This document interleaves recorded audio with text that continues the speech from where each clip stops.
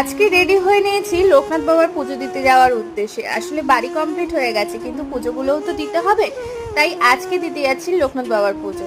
সেখানের জন্য বেরিয়ে পড়েছি বাড়ি থেকে, যা যা কেনার কিনে নিয়েছি, কিনে চলে এসেছি লোকনাথ বাবার এখানে। এত বৃষ্টি হচ্ছে, তার সত্ত্বেও দেখো একটুও গরম কমছে না। এত গরম যে মানে কি বলবো, রীতিমতো ভিজে গেছি গরমে। যাই হোক, শেষমেশ লোকনাথ বাবার মন্দিরে পৌঁছালাম, আর টাইমিংটাও খুব ভালো ছিল। সবে পুজোটা শুরু হয়েছিল, এখানে এখন আরতি হবে, তারপরে হবে লোকনাথ বাবার প্রার্থনা। সেই সব কিছু কমপ্লিট করে প্রসাদ নিয়ে আমরা বাড়ি চলে আসি। আজকের ভিডিওটা এইটুকুই।